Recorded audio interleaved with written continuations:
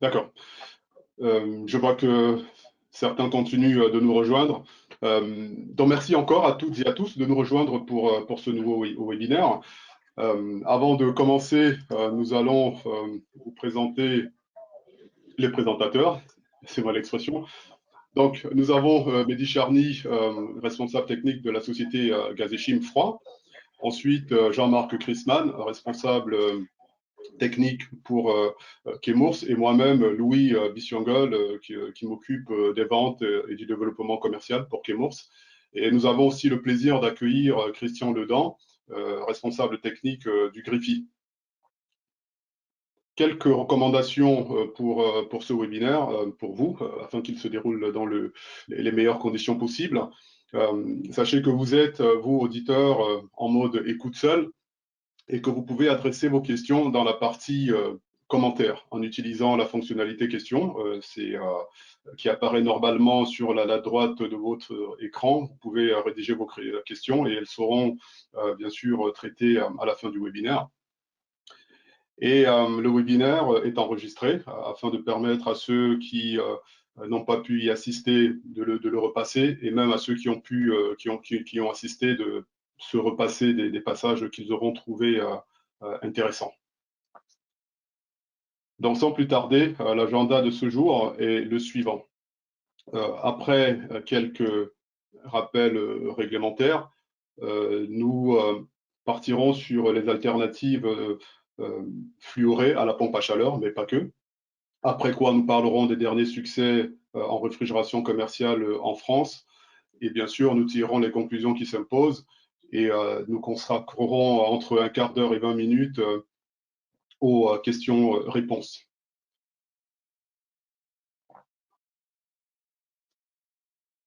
Donc, à partir d'ici, je vais passer la parole à Mehdi Charny qui va nous faire le point sur la réglementation.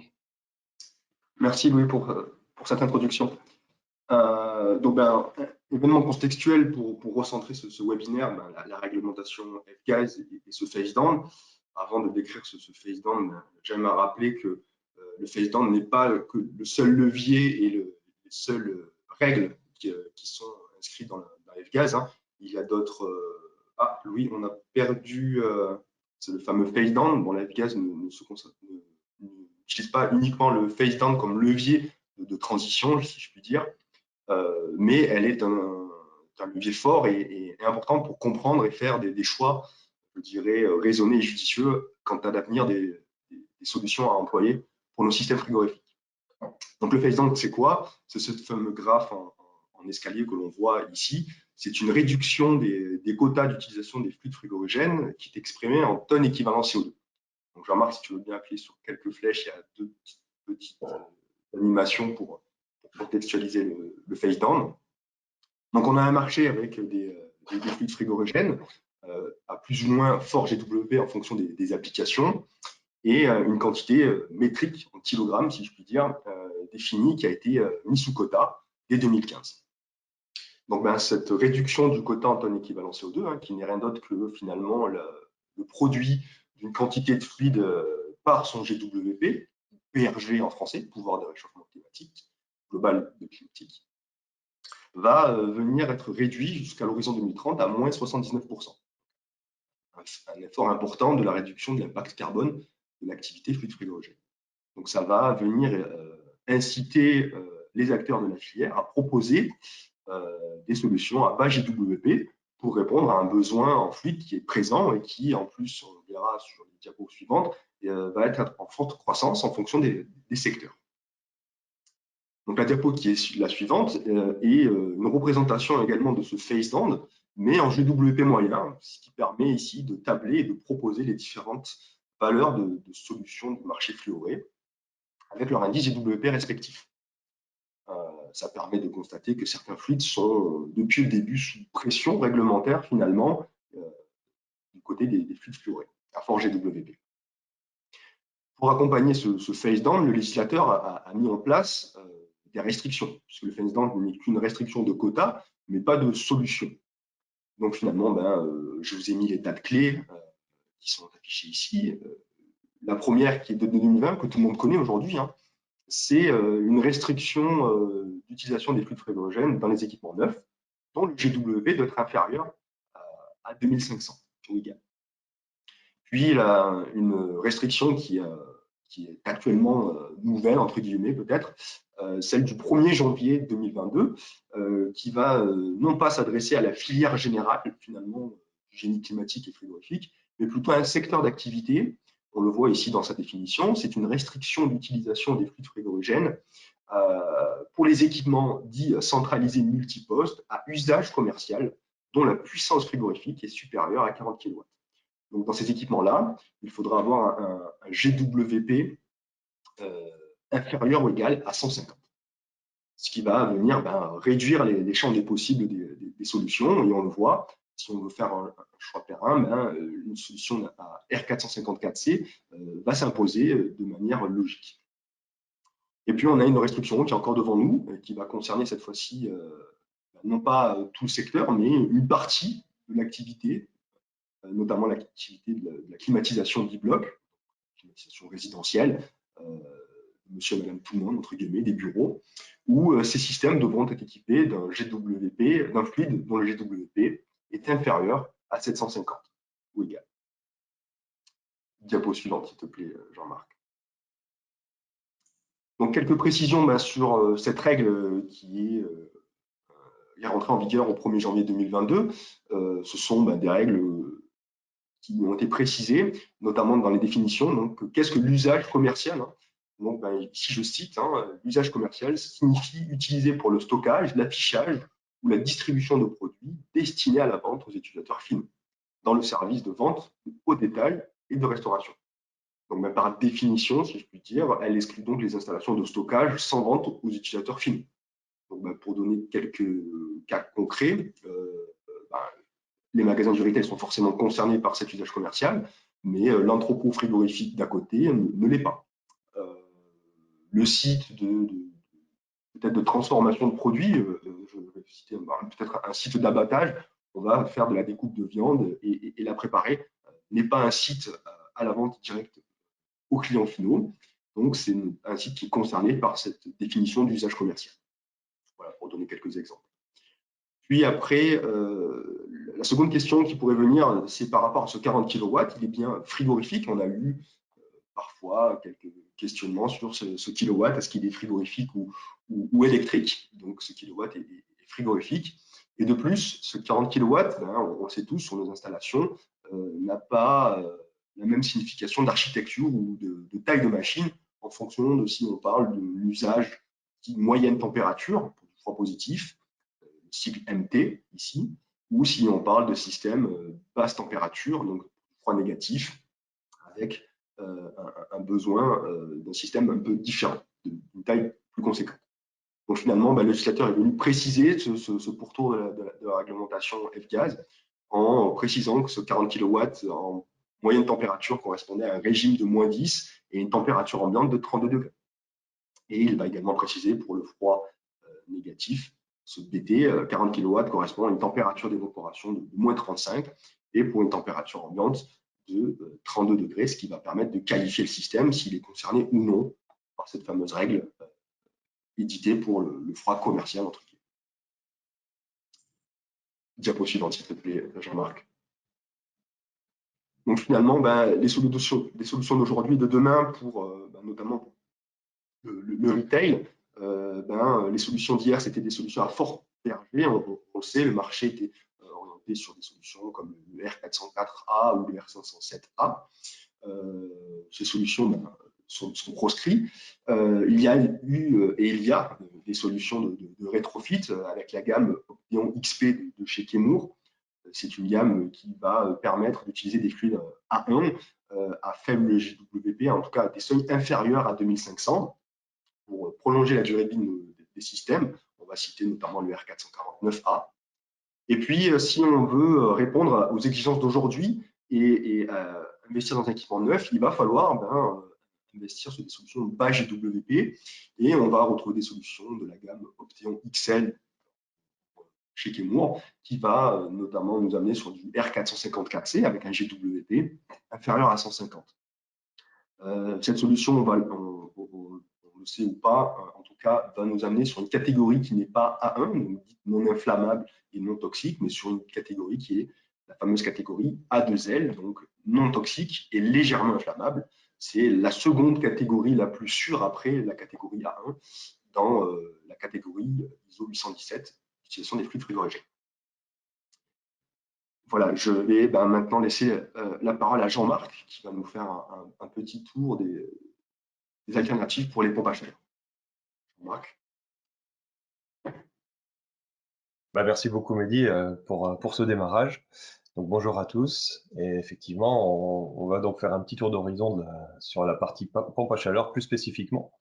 Et notamment, j'aimerais vous parler un petit peu avant du Green Deal, parce que finalement, pourquoi la pompe à chaleur est mise tellement en avant ces derniers temps. Vous avez peut-être entendu aussi qu'il y a pas mal d'aides qui se mettent en place, notamment sur les systèmes de chauffage, hein, même pour les maisons individuelles, pour passer des énergies fossiles vers des systèmes thermodynamiques, type pompe à chaleur ou ballon thermodynamique. Donc, pour rappeler un petit peu les grands engagements qui ont été pris au niveau européen, hein, on souhaite donc gagner environ 36% d'efficacité énergétique sur l'ensemble des systèmes. Bien sûr, on veut aussi réduire notre dépendance à toutes les énergies fossiles. Ça passe aussi par l'intégration de ENR, des énergies renouvelables. Et on souhaite aussi réduire nos rejets de CO2 jusqu'à 55% par rapport au niveau de ce qu'ils étaient en 1990. Donc, fort de tous ces éléments-là, quelles vont être finalement les conséquences? On va avoir, par la force des choses, une augmentation d'utilisation de systèmes thermodynamiques, notamment dans tout ce qui va être confort thermique, personnel et collectif. L'objectif, c'est donc d'avoir des systèmes qui vont être les plus efficients possibles, les plus efficaces. On va chercher des COP les plus optimisés possibles.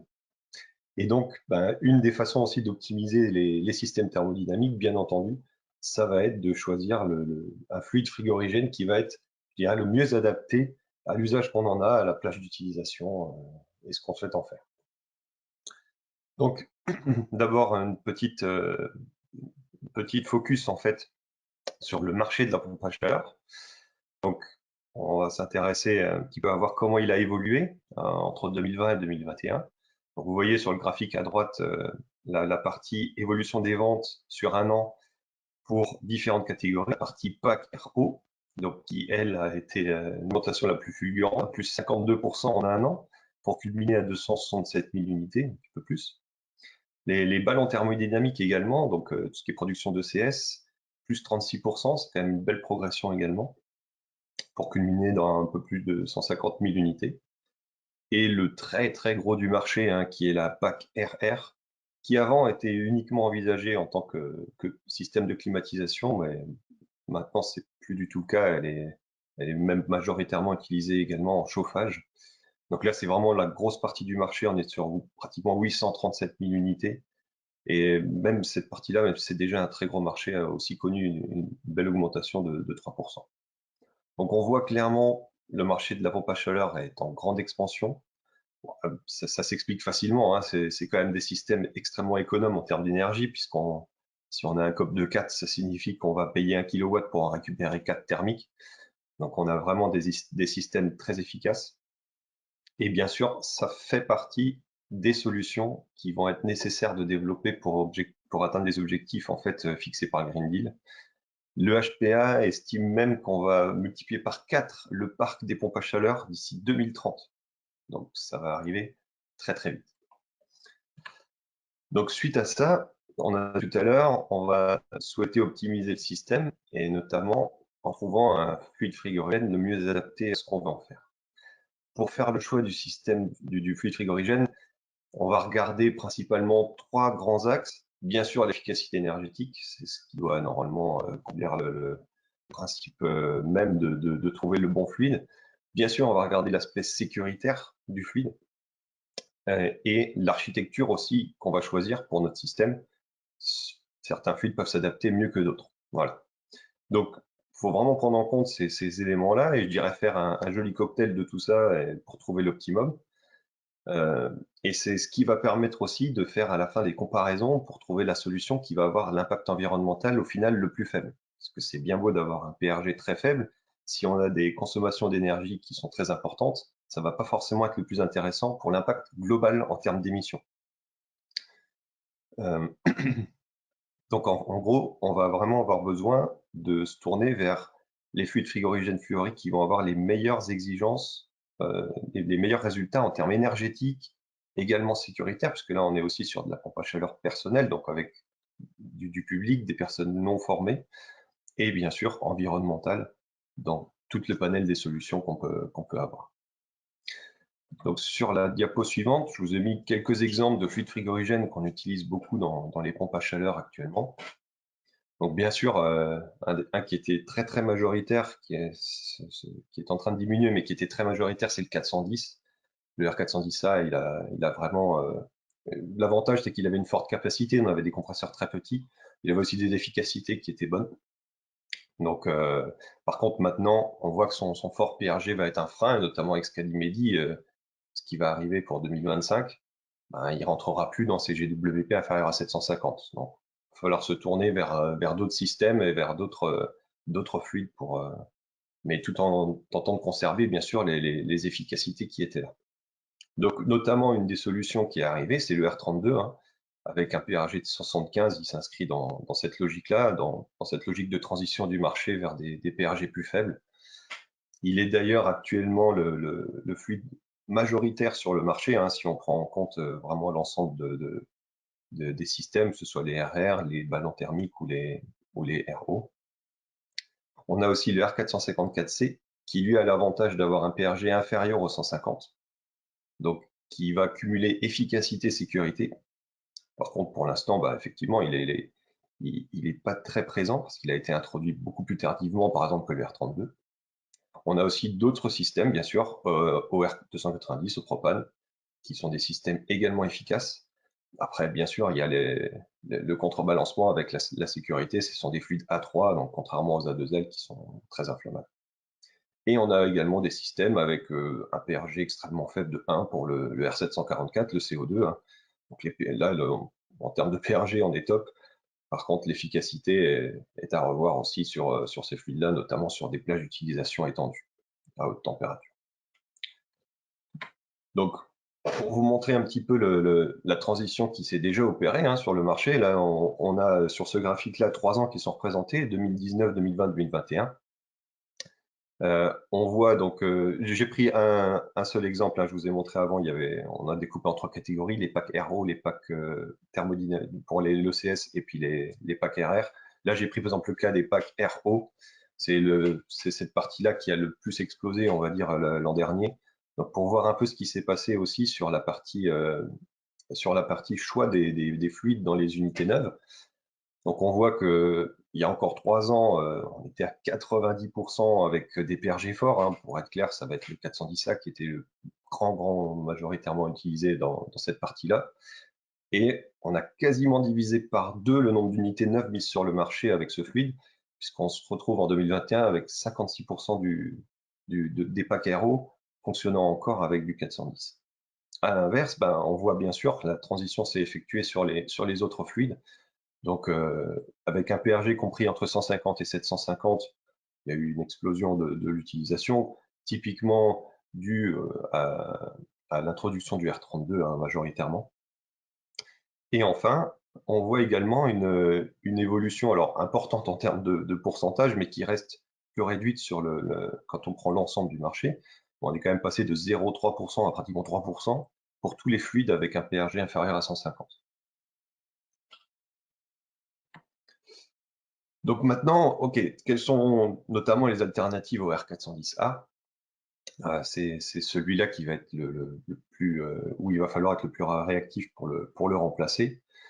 Donc ce que vous pouvez voir sur le graphique là qui s'est affiché à droite, c'est une comparaison en COP relatif, c'est-à-dire qu'on a pris en base 100 le COP atteint par le R410A dans les conditions donc, que vous voyez en dessous, c'est-à-dire le A7W55, ça représente une température ambiante extérieure de 7 degrés et je souhaite produire une eau à 55 degrés en sortie de ma pompe à chaleur.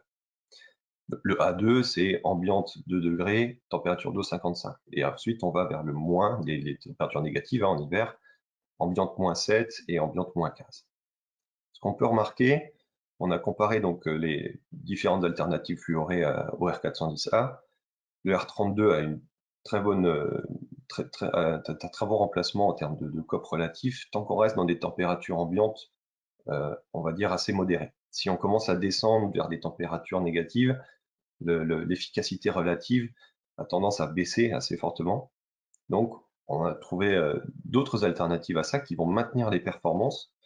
Donc, il y a le 454B, le R452B et également le R454C qui, lui, a quand même l'avantage de rester dans toutes les plages de température. On va augmenter l'efficacité relative vis-à-vis du R410A.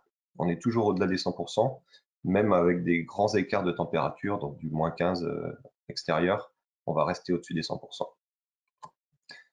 Donc ce qu'on peut quand même noter pour synthétiser un peu tout ça, c'est que on voit qu'on a une réduction en termes de quotas sur les PRG des fluides utilisés. Il faut vraiment donc réfléchir à long terme et voir quel fluide on va souhaiter utiliser dans l'avenir pour s'affranchir de ses limites et de ses quotas. Notamment le R454C est vraiment un bon candidat dans le sens où il a un PRG inférieur à 150 et avec des efficacités qui sont excellentes.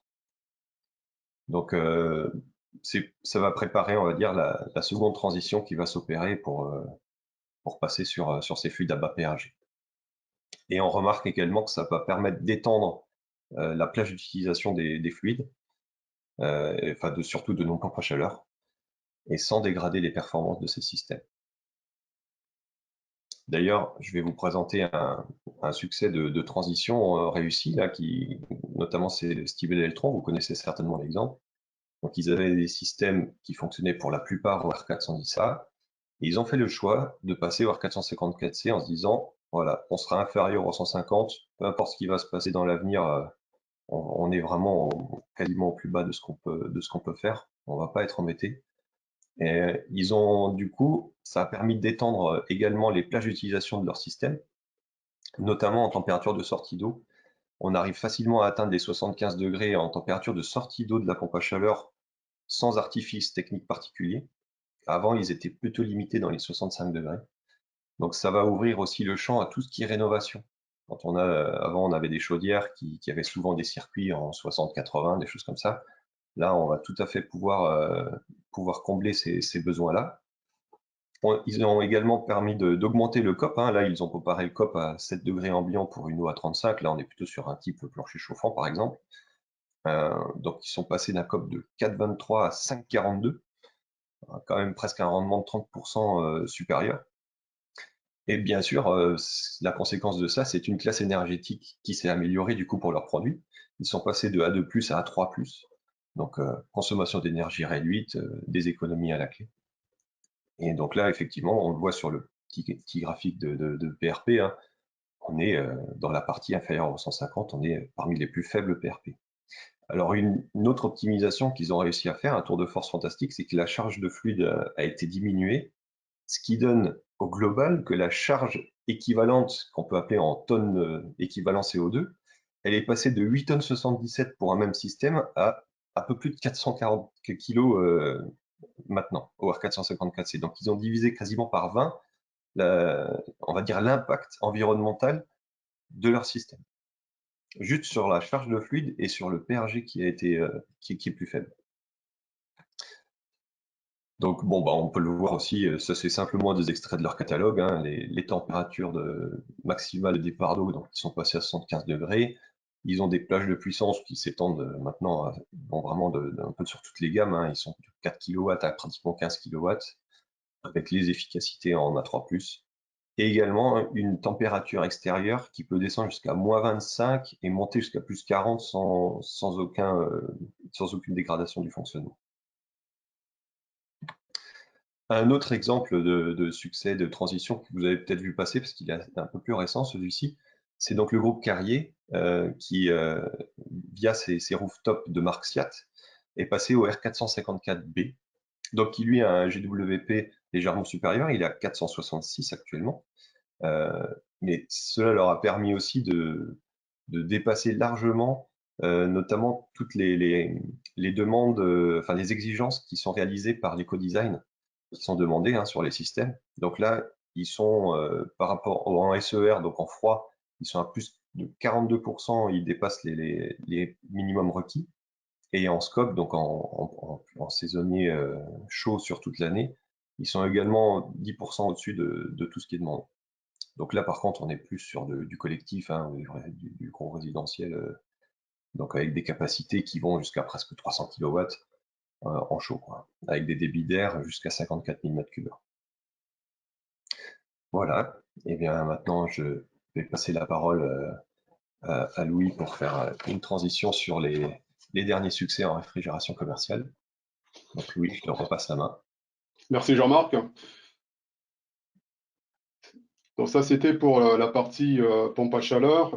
Pour revenir à la réfrigération commerciale, ce que nous souhaitions faire ce matin, c'était de vous raconter un peu l'histoire de l'adoption des A2L, notamment de Chemours, en réfrigération commerciale. Sur nos webinaires précédents, nous avons présenté un certain nombre de réalisations, que ce soit à l'étranger, proche de nous en Espagne, en Italie, et puis aussi en France. En fait, ce que nous avons constaté, c'est que les A2L sont arrivés en France d'abord dans l'entreposage frigorifique. C'était les principales installations significatives.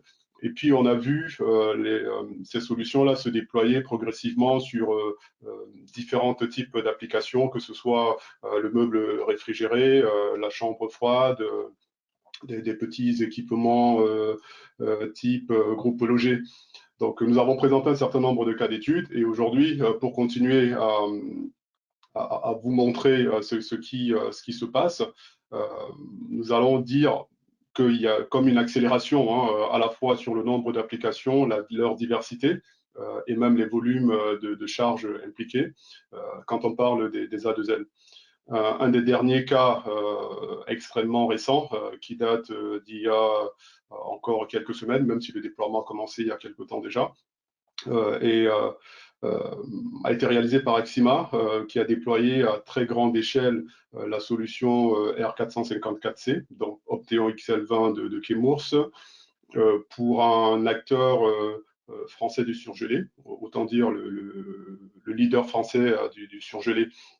Donc la problématique pour ce client final était à la fois de renouveler ses installations pour les mettre en conformité et du même coup réduire son PRG pour en même temps réduire son empreinte carbone et améliorer son efficacité énergétique.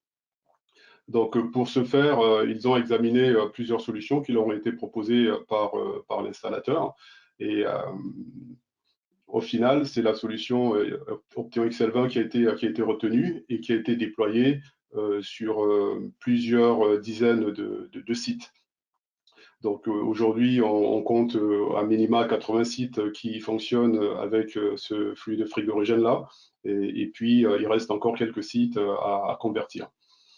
Typiquement, nous sommes sur deux types de configurations, comme vous pouvez le voir sur la partie droite de la figure. Ce n'est pas très lisible, mais sachez que cet article a été publié. Il est accessible sur la RPF, que ce soit sur la version papier ou la version online.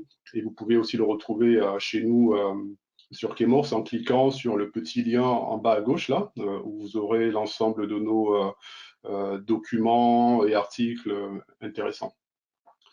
Donc, pour revenir à la configuration des magasins, nous avons deux types, une configuration magasin et une configuration entrepôt. Sur les magasins, ce sont des chambres froides de globalement 90 mètres cubes pour 5 kW à moins 25, à moins 23 degrés Celsius. Et puis là, on a des COP d'1,32. Et puis sur la configuration dépôt, on est sur des installations un peu plus grosses. Donc ce sont des chambres froides de 170 mètres cubes à 8 kW pour une température d'évaporation de moins 23, toujours à plus 35 à l'extérieur. Donc ça, ce sont des détails que vous retrouverez dans la publication. Vous y verrez également quel type de composants ont été utilisés, quelles précautions ont été prises par Axima ici pour garantir la sécurité et aussi le retour qui a été formulé par Axima sur cette opération. Diapo suivant, Jean-Marc, s'il te plaît. Merci. Donc ça, c'est pour ce qui, nous venons de parler là de l'entrepôt, des entreposages frigo. Et puis la question est souvent venue pour ce qui touche à la détente directe en surface de vente. Ça reste la grande question. Donc pour y répondre, le Super U de Châteaunois, c'est dans l'Est, hein, c'est un magasin qui fait 2400 mètres carrés pour une puissance frigorifique de 184 en moyenne température et puis 31 kW globalement en basse température.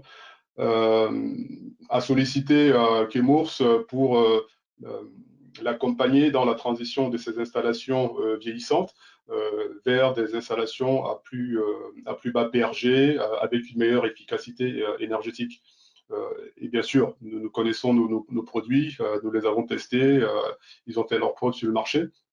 En revanche, pour ce type d'études, il y a des personnes et des sociétés plus expérimentées et davantage implantées, hein, parce que reconnues historiquement pour ce type d'études. Donc, nous avons proposé à Super U de se rapprocher de la société Greenflex pour réaliser cette étude du coût total de possession sur une durée de 15 ans d'abord, et puis avec des projections un peu plus lointaines. Donc, Jean-Marc, s'il te plaît.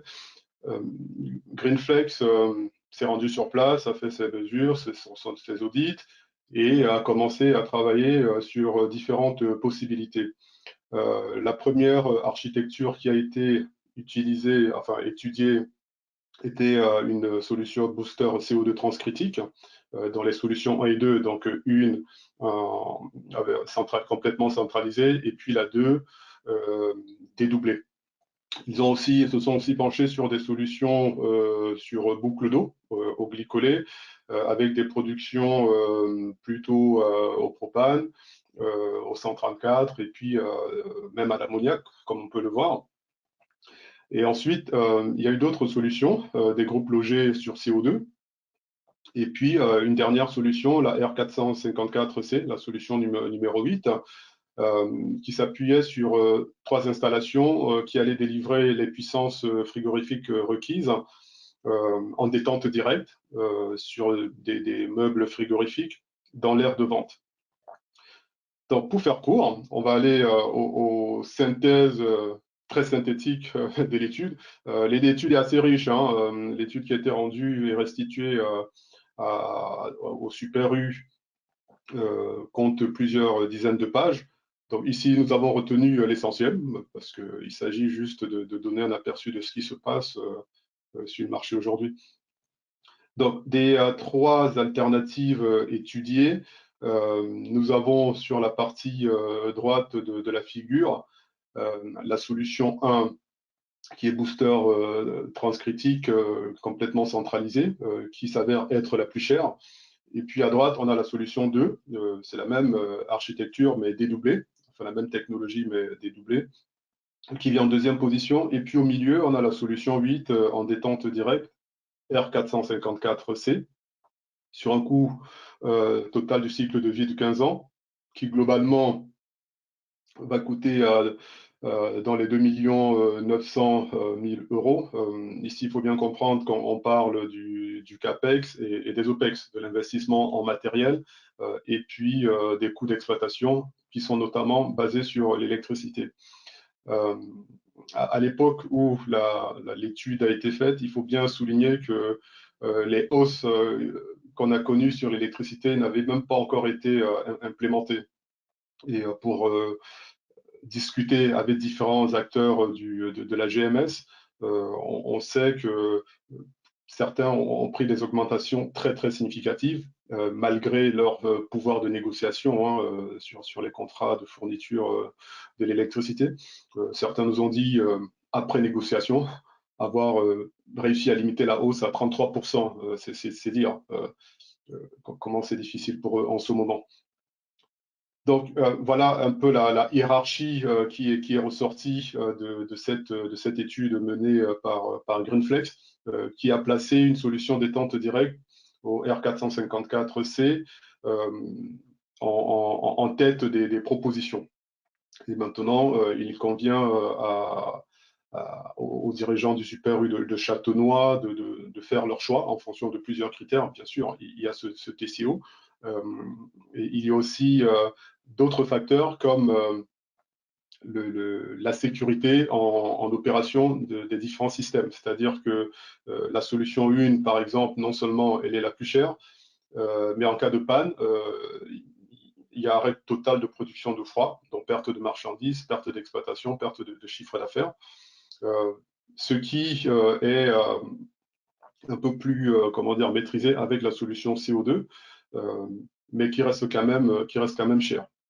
Alors qu'avec la solution R454C, on est en phase avec les exigences réglementaires, comme on vient de le voir, hein, Mehdi les a bien présentées.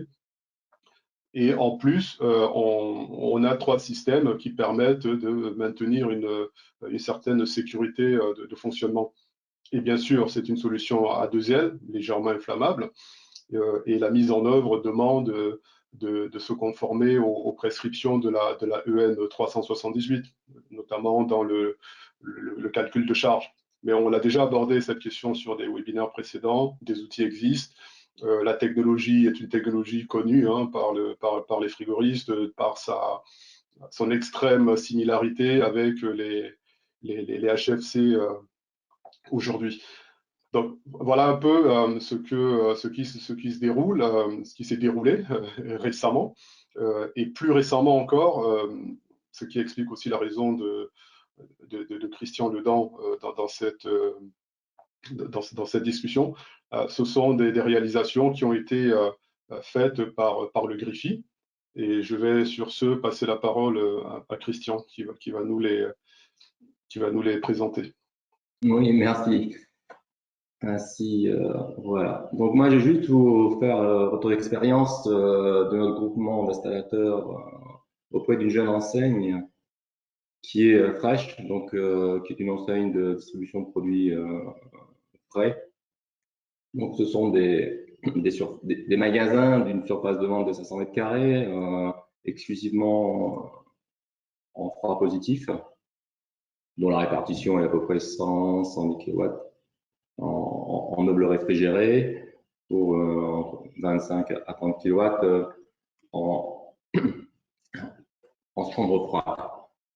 Voilà, donc jeune on va dire jeune start-up de la distribution en froid alimentaire qui pratique à partir du groupe au sol, mais qui dès le début, si vous pouvez passer la diapo suivante, qui dès le début avait opté pour des solutions à bas GWP et notamment dès le départ des équipements du premier magasin, nous étions en CO2 transcritique pour l'ensemble de l'aire de vente et des chambres froides. Il se trouve que bon, les installations ont tourné, il y a quelques magasins comme ça, et qu'en 2020, l'enseigne a souhaité mener une étude comparative au travers de ces 2 bureaux d'études que sont CSA et Energium sur le risque environnemental et financier de l'ensemble de l'installation. Et là, ça recoupe un peu ce que disait Louis précédemment. Donc, sur lesquels ils ont envisagé 4 solutions potentielles. Le CO2 qu'ils connaissaient déjà, l'utilisation d'un GWP plus faible, qui est le 513A, la solution caloporteur au travers de WIPOLE, ou alors après les groupes à meubles G sur Waterloo. Et le choix a été fait de retenir le système moule-collé pour d'abord simplifier l'installation et ensuite utiliser de facto des fluides frigorigènes à faible GWP. Et les premières installations d'ailleurs ont été réalisées au 1.2.3.4Z2 avant de passer à ce qui est aujourd'hui d'actualité, le R454C. Alors pourquoi ces 2 fluides? Parce que bon, déjà le 1.2.3.4Z2 était déjà un peu plus utilisé au niveau des productions d'eau collée telles que Tran, etc. Et par la suite, on est venu à proposer du 454C, encore une fois, pour une simplicité des machines et du retour d'expérience qu'on avait sur un AutoCAD Z2, notamment au niveau des pressions de service, des pressions d'utilisation. Si vous pouvez passer la diapo suivante.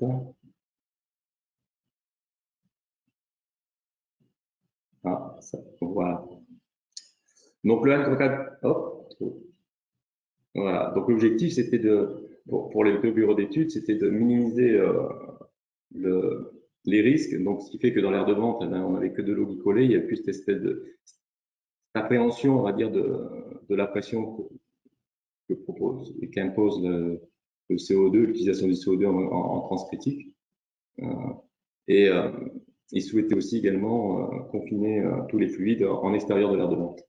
Voilà. Donc, pour sécuriser tout cela, on a minimisé les charges hein, et on a mis une unité extérieure dehors pour simplifier l'installation et complètement séparer l'aire de vente de la production. Et ensuite, il a ajouté 2 circuits frigo de manière à minimiser encore le risque de fuite et optimiser le confinement. La dernière diapo. Voilà. Donc, pourquoi est-ce que j'ai dit tout à l'heure, pourquoi le 404Z2 puis le 404? C'est qu'on s'est aperçu que les machines étaient beaucoup plus simples au 404C, malgré son appartenance au groupe 1 en étant A2L, alors que le 4Z2 reste en groupe 2. Mais bon, le Z2 nous générait des volumes balayés plus importants, des variations d'aspiration relativement basses, qui fait que si dans les opérations froides, quand la HP chutait un peu, on allait chercher assez facilement les coupures BP. Et la solution du 404C a balayé tout ça. On a minimisé les volumes balayés et optimisé pour les mêmes COP les installations frigorifiques. Seul point un peu négatif, c'est le glide qui est plus important effectivement que le 404C au niveau des condenseurs notamment. Mais je veux dire, globalement, aujourd'hui, on est revenu vers des installations hyper simples, connues de tous les techniciens, quels que soient des machines à compression en piston, en fumeur hermétique. Il n'y a plus, c'est une simplicité enfantine. Voilà pour ce qui est de notre expérience au fluide A2L et notamment au 454C. Je pense que j'ai fait le tour à peu près de nos prestations. Louis, si vous vouliez reprendre la main, allez-y. Merci Christian. Oui, quelques mots de conclusion avant de passer aux questions. Sur la diapo suivante, Jean-Marc, s'il te plaît. Qu'est-ce qu'il faut retenir? C'est que le parc de pompes à chaleur doit quadrupler d'ici 2030. Il y a des solutions qui existent et il faut les choisir en fonction d'un certain nombre de critères pertinents, notamment l'efficacité énergétique, leur capacité à réduire les émissions totales et bien sûr la sécurité et la performance du système. Pour le remplacement du 404, nous l'avons dit, nous le répétons, et ça nous paraît de plus en plus évident, il y a des solutions et des outils qui existent. Et la solution qui s'impose vraiment en France depuis ces dernières années, c'est le R454C pour ses performances et sa mise en œuvre. Donc, sur la dernière ligne, on voit bien que le 454C est une technologie connue, simple et éprouvée. On peut le dire autrement, c'est-à-dire que la réalisation, la maintenance et le SAV des installations A2L sont simples et connus des techniciens. Donc, la phrase est barrée parce que ça semble évident. Je propose de passer aux questions que nous avons reçues et vous pouvez continuer à les soumettre. Nous tenterons d'y répondre dans le temps qui nous reste ou nous ferons des réponses individuelles par email. Donc, donnez-moi juste une petite seconde pour voir ce que nous avons reçu. Donc, une première question. qui dit a-t-on le droit en France d'utiliser des A2L dans les ERP? Je vais y répondre. L'utilisation des A2L dans les ERP en France est bien sûr autorisée et encadrée par un certain nombre de règles. Quand on parle de la climatisation et de l'ECS par exemple, et du chauffage, c'est le CH35 qui va s'appliquer. Et puis, quand on parle de la réfrigération, notamment de la réfrigération commerciale, puisqu'on parle d'espace recevant du public, il y a deux règles qui vont s'appliquer, le GUIDEM lorsqu'on est en groupe logé, et puis la EN 378 lorsqu'on est sur de la détente directe, dans le calcul de charge, qui va impliquer ou pas l'utilisation de mesures de sécurité comme des détecteurs de fuite, des bandes d'arrêt, de la ventilation mécanique. Donc la réponse simple est oui, les A2L sont utilisés en France et comme pour les A1, ils sont encadrés par un certain nombre de règles. Donc, autre question qui dit: est-ce qu'une formation est nécessaire pour la manipulation des A2L? Et Christian, vous pensez pouvoir répondre ici? Oui, je peux y répondre. Aujourd'hui, réglementairement, aucune formation n'est nécessaire. Quoi qu'il en soit, il est quand même préférable sur un plan purement sécurité que les techniciens soient formés à l'utilisation de ces fluides et notamment aussi équipés de matériel en adéquation avec le fluide qu'ils manipulent. Mais réglementairement, aujourd'hui, il n'y a aucune spécificité demandée pour l'utilisation et la manipulation des fluides à l'œil.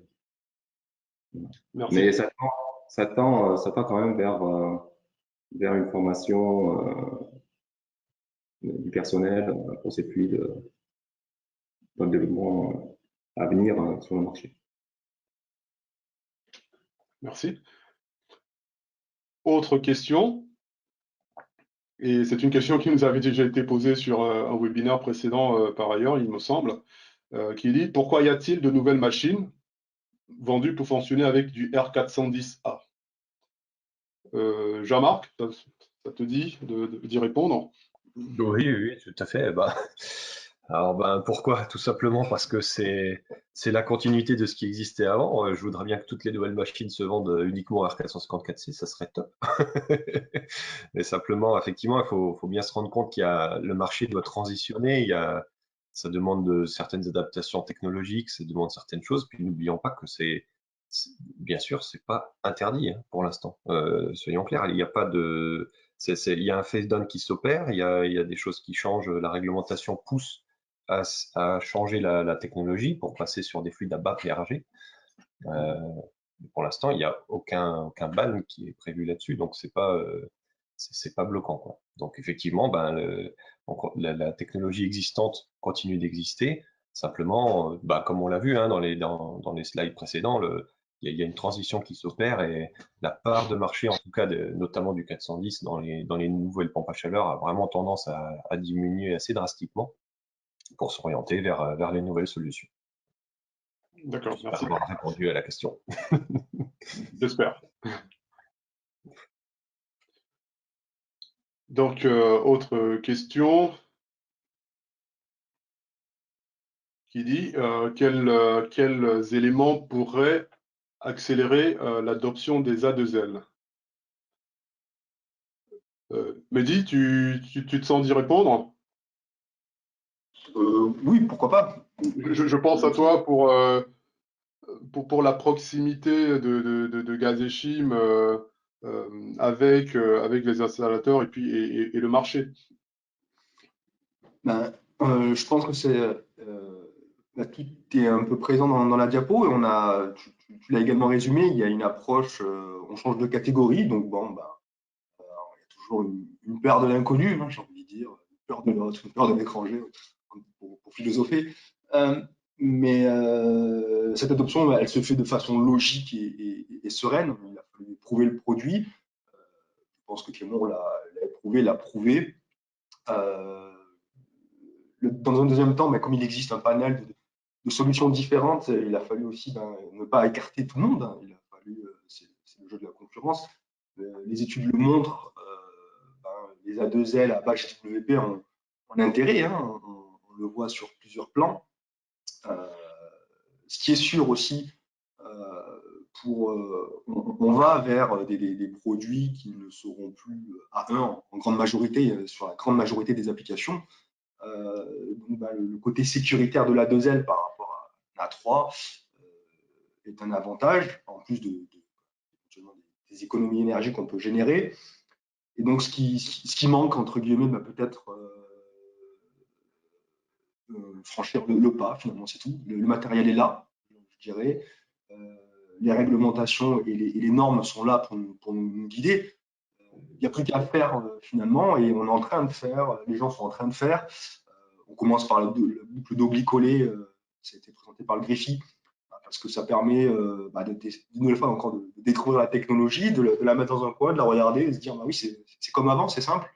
Donc maintenant, je vais rebondir sur. J'ai aussi une vision sur le chat, donc du coup, je vais rebondir sur une question, hein, et passer le flambeau. Pour moi, il n'y a plus qu'à faire et à utiliser de plus en plus ces solutions pour les démocratiser.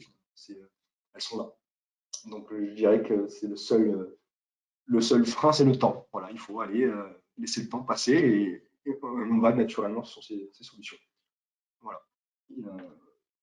Donc, du coup, la question qui me saute aux yeux et qui permet de rebondir sur ça, c'est une question que je vais balancer. C'est finalement à quand la détente directe dans l'aire de vente, finalement. Là, moi, j'ai envie de dire, c'est certainement nécessairement sous peu, mais est-ce que peut-être Monsieur Ledan voudrait répondre à cette question, de son côté pratique à lui, de sa vision À quand, oui, on va dire, nous, les installateurs, en règle générale, je pense qu'on est prêt à franchir le pas. Il reste néanmoins vaste appréhension du A2L, hein, la flammabilité qui représente quand même quelque chose j'ose dire, de crispant pour l'exploitant. Et nous qui sommes installateurs, nous ne maîtrisons pas non plus toute la chaîne des produits, autant les évaporateurs, les productions frigorifiques, on les maîtrise. Côté meubles de vente, aujourd'hui, on n'a pas la certitude, par exemple, que les fluides A2L sont compatibles avec les meubles de vente. Encore une fois, on n'a pas l'échange avec le fabricant comme on peut avoir avec un fabricant d'évaporateurs. Aujourd'hui, on commence à avoir des évaporateurs positifs et négatifs qui répondent à la demande. Donc voilà, à partir de là, il n'y a pas. Dès lors, on aura toujours notre quantité, notre charge qui est liée au calcul de l'N78. On n'a pas de barrière autre que celle-ci. La volonté du client, de l'exploitant, de vouloir y aller, mais avec une compatibilité des produits sur toute la chaîne de production de A à Z. Voilà. Sinon, on sait faire sur un groupe de 40 kg de fluide, on pourrait le faire en détente directe. Alors, sur un aire de vente. Mais il faut qu'on soit complètement sur un plan réglementaire pour qu'on puisse donner à l'exploitant la certitude que l'installation est OK. Merci Christian. C'était une question assez édifiante pour en faire une conclusion. Donc effectivement, l'accélération va s'amplifier avec davantage de meubles frigorifiques compatibles A2L. C'est quelque chose qui est déjà effectif. Hein. Nos confrères en Espagne et dans les autres pays réalisent ces applications-là. Il ne tient qu'à nous en France d'accélérer dans cette direction.